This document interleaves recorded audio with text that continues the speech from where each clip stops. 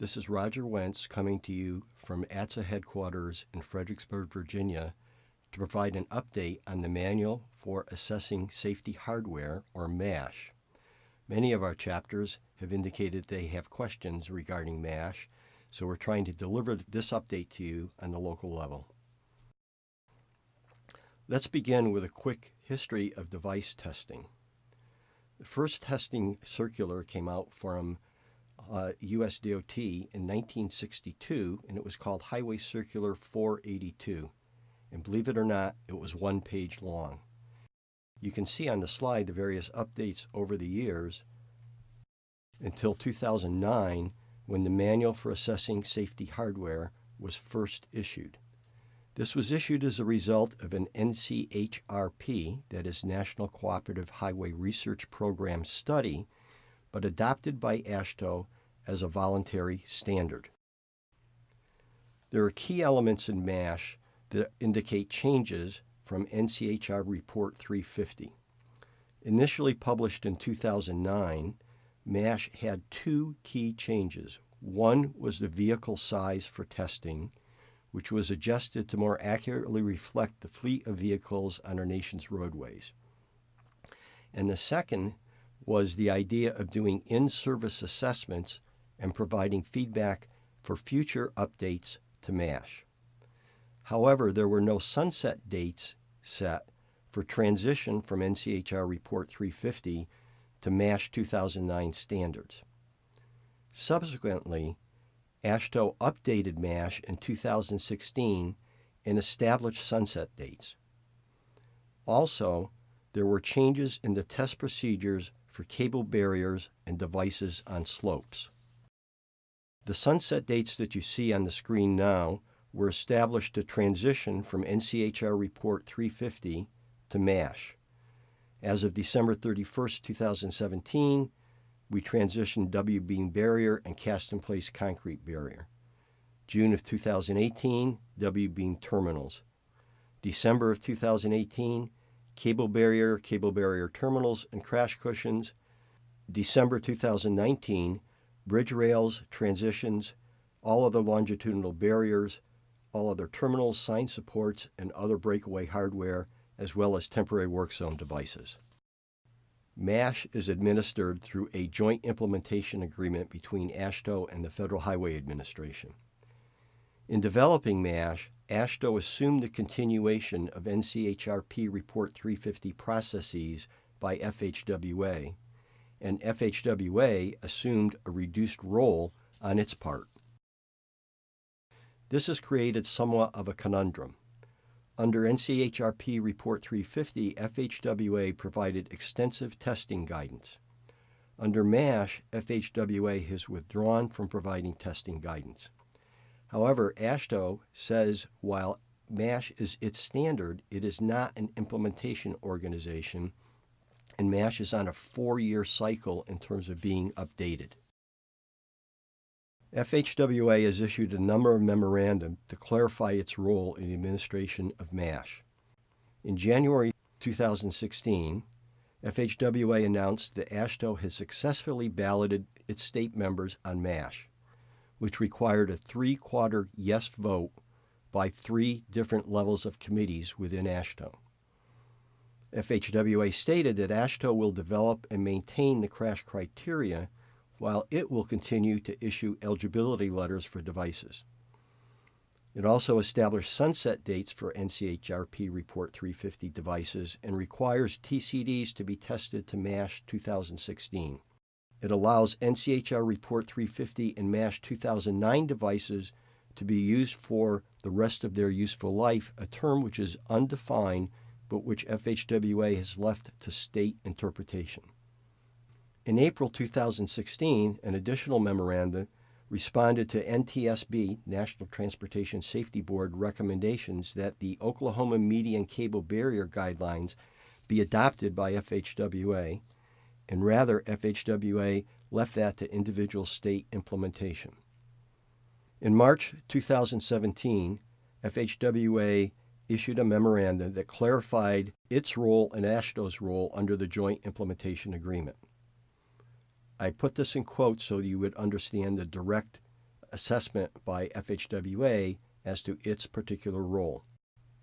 The memoranda stated the AASHTO Technical Committee for Roadside Safety, or TCRS, will continue to be responsible for developing and maintaining the evaluation criteria adopted by AASHTO, and the FHWA will continue its role in issuing letters of eligibility of roadside safety hardware for federal aid reimbursement.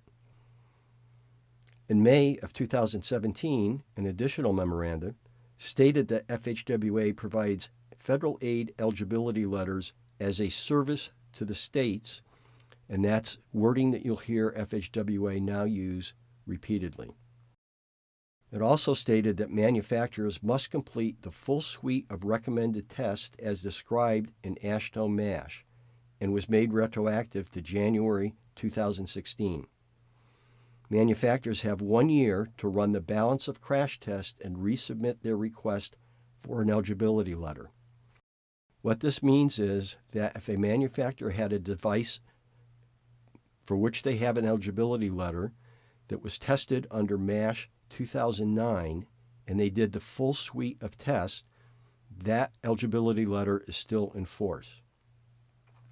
If a manufacturer did not do the full suite of tests, it must go back and redo the sections of the test that were omitted the first time around. Over time, there have been shifts in FHWA's role in the administration of device testing. Early on, they approved testing devices, then moved to acceptance, and most recently have issued letters of eligibility for reimbursement on federal aid projects. As a result, today neither AASHTO nor FHWA will provide technical advice to the manufacturers of devices regarding testing, publish technical frequently asked questions, reestablish the categories that were used under NCHRP 350, and you'll recall that those categories were established by memo issued by FHWA. They will not exempt Category 1 devices from testing, at least to date, and they will not approve sample testing. Guiding the association's efforts in this area has been a joint task force chaired by Henry Ross, and you can see the other members, which are quite numerous, listed on this slide. The key issues that we have focused on have been the provision of a MASH technical assistance function, the issuance of MASH FAQs, especially technical FAQs, Category 1 testing, or rather Category 1 self-certification, as was the case under NCHRP 350, portable sign stands, where we have raised the question as to whether there is actually a need to retest to the MASH standard, given the numerous testing videos and other testing reports that FHWA has in its files as submitted by industry. And if there is a need to retest, whether sample testing using critical factors and finite element analysis can be used so that sign stand manufacturers do not have to test 130 or 40 different variations of sign stands. We've also raised questions regarding Type 3 barricades, for which a non-proprietary model was tested under NCHRP 350 and which is widely used in the industry today.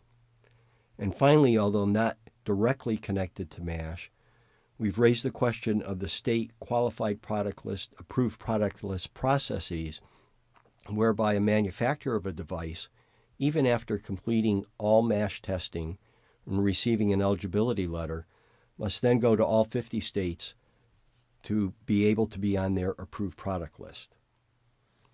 I'd like to take a couple of minutes and go over the actions that ATSA has taken over the past year or so to advocate on industry's behalf for clarity regarding MASH issues. In December of 2016, I sent a letter to AASHTO Executive Director Bud Wright expressing industry concerns regarding MASH. In February of 2017, staff arranged a MASH listening session by FHWA staff at several committee meetings at the ATSA annual convention. In February of 2017, I met with AASHTO TCRS Chair Keith Cota to discuss industry concerns regarding MASH. In April of 2017, I sent a letter to USDOT Secretary Elaine Chao raising concerns about MASH implementation, and on that same date, we met with FHWA technical staff to directly raise concerns about MASH. About a week later, ATSA published a special edition of the Flash to provide a status report to members. And on April 18th, we held an hour-long conference call with AASHTO staff to address MASH issues and arrange a meeting with the ATSA Joint Task Force that I mentioned earlier. On April 20th, we received a response from Secretary Chao in which he reiterated FHWA's role in MASH as providing eligibility letters, quote, as a service to the states. And on April 24th, I attended the AASHTO Standing Committee on Highway Traffic Safety and engaged several members in conversations regarding MASH. None of the engineers with whom I spoke felt that Category 1 devices should be tested under MASH. On May 3, 2017, ATSA staff and representatives of the Joint Task Force, Henry Ross, Jim Crowley, and Kevin Harrison, met with AASHTO staff to review and reiterate industry concerns. On May 22nd, I attended the AASHTO Spring Meeting. The Standing Committee on Highways, or SCO, which is comprised of the chief engineers of the 50 states, engaged in a lengthy discussion on MASH and asked that AASHTO schedule a high-level meeting with FHWA. This SCO discussion indicated an understanding of industry issues regarding MASH. On June 15th, I delivered an industry perspective on MASH at the first TRB Roadside Safety Conference in San Francisco, California. And on July 26th, I and several ATSA members attended the AASHTO Subcommittee on Traffic Engineering, or SCOTE, which is comprised of state traffic engineers, and reiterated industry concerns. In their discussion, the idea of common sense implementation emerged as a theme.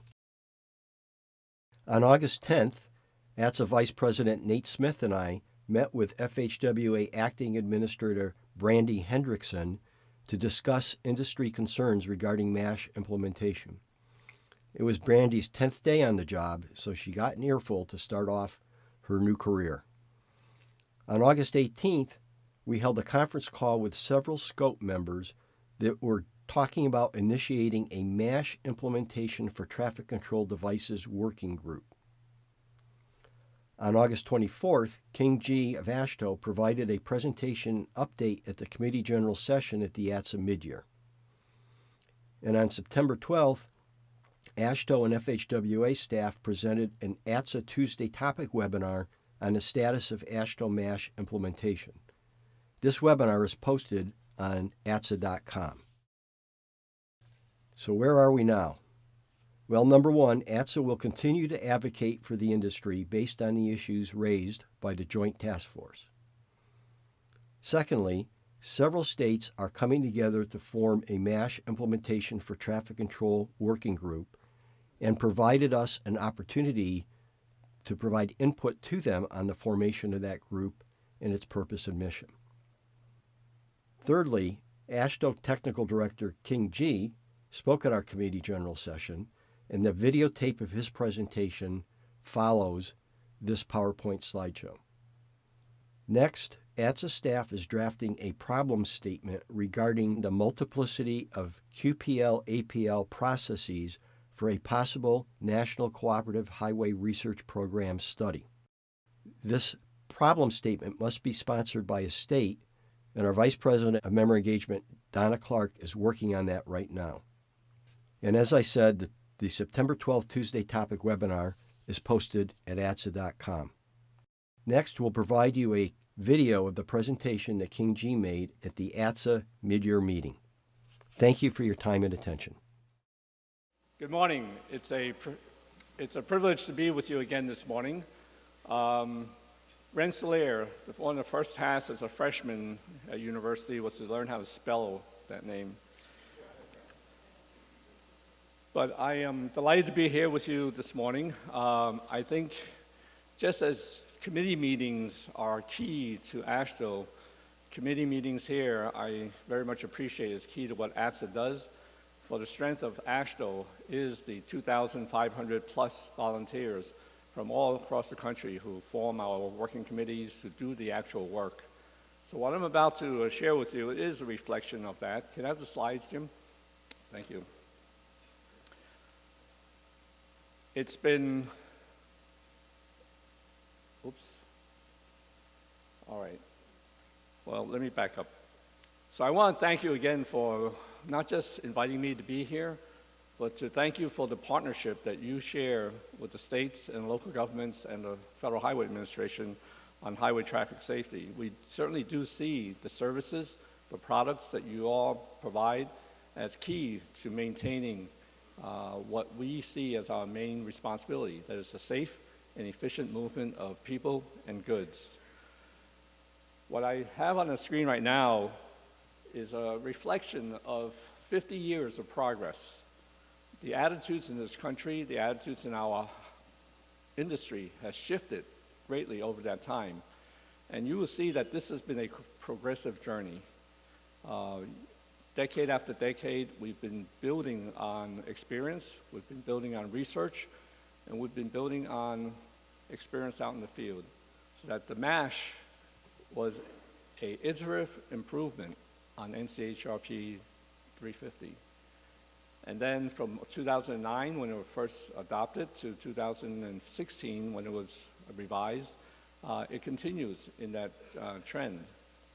One of the things that I want to touch on, and I'll skip this in the interest of time, is that it is an update.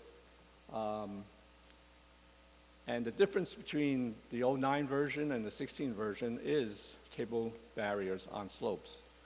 Now, one of the key issues that we're dealing with right now is that we did enter into an implementation agreement with the Federal Highway Administration at the end of 2015. And part of that was to really advance safety. We've had MASH since 09, but there was no implementation deadline, there was no schedule for conversion from 350 to MASH. So with the implementation agreement, there were sunset dates that were set. It wasn't just for safety, it was also to encourage innovation so that we would continue to move down that path. These are the dates that many of you who are involved in this industry know full well. And the first date is coming up at the end of December for longitudinal barriers. But one of the issues that we really appreciate is that you have continued to develop devices and have them crash tested. And as a Federal Highways update, there is now a MASH compliant device in every category. Now, that's not to say that every state is agreeable to every device, but we are working on that as well. I know that there's a lot of contention about the work zone devices, the temporary devices that are in work zones. There are some issues about small sign supports, and we are continuing to listen, we're continuing to deliberate how best to address all of those issues. But that, as you will see, is at the end of the implementation deadlines in December of 2019. And I do say that these are sunset dates because as of those dates, the devices that were compliant under 350 will have to be compliant under MASH. And so that's why they're called sunset dates in our vernacular. Now, let me touch on something that's important to note. Historically, there have been certain roles that Federal Highways, the states, AASHTO, and the industry has played. Historically, we have published and maintained MASH. Prior to that, the NCHRP series that led up to MASH were also basically funded by state research dollars and implemented at the state level. So that's the historic road that we will continue to do, is that we'll identify research will incorporate experience and research results into future editions of the MASH as well. Now, when we think about the individual states, they're the ones that actually implement. AASHTO as an organization does not, as you know full well, just like ATSA, does not implement. It's the individual members that do the implementation. And they are also now moving ahead on in-service evaluations. We are working on being more consistent with that. We're looking at the TRB report, the policy report that laid out some issues for us to consider. But again, it's a progressive journey. As the states gain experience, we will identify needs, we will identify research needs with which to improve our devices, our processes, and everything that's involved there. For you and manufacturers and academia, you guys continue to develop, innovate, and test the devices that we've laid out the criteria for. For the Federal Highway Administration, the historical role has been to review, determine eligibility, and issue these eligibility letters. One thing that has shifted on us is that they historically provided technical support to the industry, both in terms of applicable tests and the like. When we signed the 2015 agreement with the Federal Highway Administration, we envisioned all of the historical roles to continue. We did not expect that the Federal Highway Administration would shift to the point where, as many of you know, if not all of you know, they will not provide technical assistance anymore.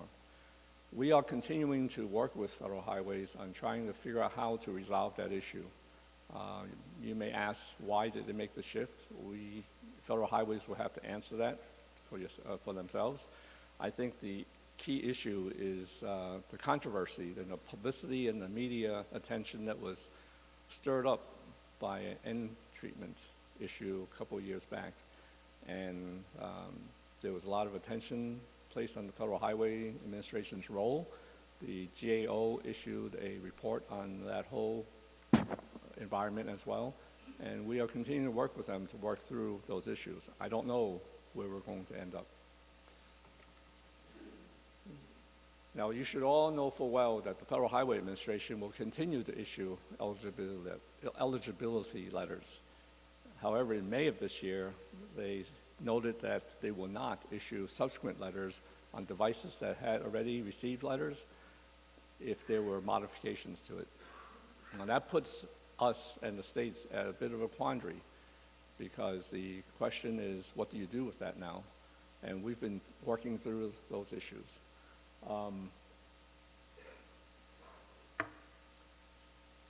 Now, I know the last time we spoke, and I appreciate the leadership of ATSA and your membership in continue to engage us and to engage the Federal Highway Administration on the implementation of MASH.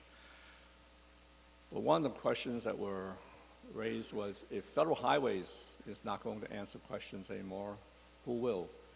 And so we as an association have determined that we cannot address implementation issues. We will address clarifications of the MASH. We'll even work with Federal Highways on how to deal with implementation schedule issues in the agreement. But in terms of applying the MASH, that is up to each individual state and the Federal Highway Administration to address. When Federal Highways took itself out of that role, that did cause each of our states to have an issue. We do not want a quote work of how tweaks to devices would be handled. We do not want 50 states trying to figure out how to do things their own way. So we are working that through. In fact, we have a meeting scheduled with the we're trying to schedule a meeting with the Federal Highway Administration in the next few weeks to raise all these issues at a very, very high level. Nonetheless, the Technical Committee on Roadside Safety has determined that answering clarification questions is appropriate. The process has been decided. It's still pending some further approvals up the chain of our committee structure.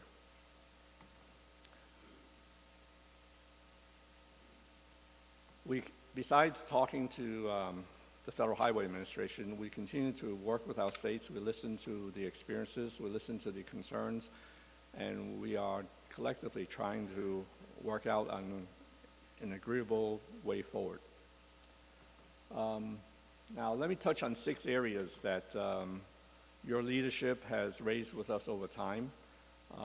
As I noted on the Joint Implementation Agreement and the lack of technical assistance since we signed the agreement, it was really, again, an unanticipated shift by the Federal Highway Administration. We, as we have stated a number of times in different venues, are not in a position as an organization. AASHTO as an organization is a standards developing organization, but we do not implement, and we're not in a position to answer implementation time questions.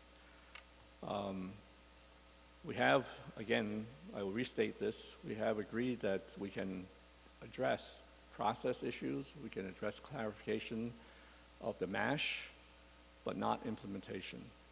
So as soon as the process has been clearly approved up the chain, we'll begin posting answers to those questions on the TCRS website.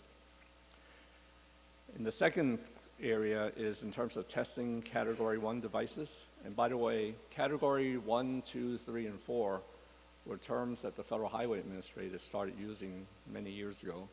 We have since incorporated that into our roadside design guide, but it is not a term that is addressed in MASH. In fact, Category 1, for those of you who don't know, are the barriers, the cones, and the delineators that are used in the work zones around the country. The previous framework was where federal highways basically exempted Category 1 devices. Well, that framework is no longer available, and your membership has raised the issue of reinstating that framework. And the Federal Highway Administration may be amenable to that, but that is definitely one of the issues we are going to be raising with them when we meet. One of the questions within AASHTO is how we do that. As you know, MASH is based on research, and in the absence of research to exempt this, we are at a quandary of deciding to modify MASH or to actually modify the implementation agreement. So those are 2 options before us right now. In terms of grandfathering, 350 devices, when MASH was developed, there was no notion of grandfathering anything. One of the reasons why we entered into the implementation agreement was that MASH 2009 had been around for a few years, and we were still heavily into 350 devices. And so the whole point was to advance the practice, to advance the state of safety. So while grandfathering was not envisioned in the implementation agreement,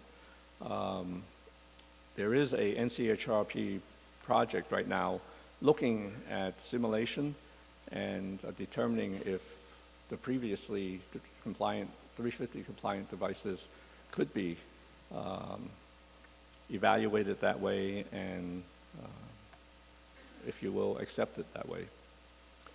In terms of sample testing, I know that many of you have stated that for small sign support manufacturers, it's a huge financial burden, that there would not be another way out of this dilemma instead of paying the high costs. Your members have raised the issue of possibly sampling a representative worst case scenario for a number of these small sign supports. We are still working through that issue within our technical committee on roadside safety. I understand that some of your members may actually propose to do that on some representative samples and propose that to the Federal Highway Administration. We certainly would support your efforts to see if Federal Highways would be responsive to that. In terms of retesting MASH 2009 compliant devices, as I will say again, the things that changed from MASH 09 to MASH 15 were basically in the guardrail, the cable guardrail on slopes. So any devices that have been tested in MASH 2009 criteria that remain the same in 15 should be qualified. And we are informing our states about that. We, at the technical level, have not heard from our states that there's any confusion about that. But we have an annual meeting coming up in September, at which we'll remind our members that 09 compliant devices, with the exception of cable guardrail, should still be compliant under 2016. Lastly, there was a question about the way products get placed onto a state's qualified product list or approved product list. We, in fact, over the last few months have put up points of contact for every state DOT who's responsible for the QPL, APL process. So it's on that website. If you don't catch the web address completely, if you look to AASHTO's product evaluation list site under state resources, you will find the list of all the state contacts for how products get put onto the QPL or the APL. Having said that, every state's different, so we're not going to be able to make a whole lot of headway into harmonizing all of the 50 state efforts.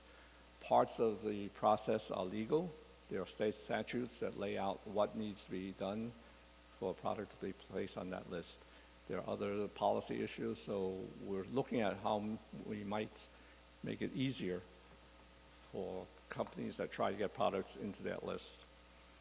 So with that, I just want to appreciate the opportunity to give an update on where we stand with this. I said we were on a progressive journey. You guys in this business know full well that in 2015, we lost 35,000 lives on our nation's highways and streets. It's estimated that in 2016, we'll be up to 40,000 after a long downward trend. And I would submit to you that if it wasn't for your products and your services for the last 50 years, the trend would be much, much, much, much worse. So I just want to thank you for being partners with the states on improving safety in this nation. And thank you for your efforts. God bless and Godspeed.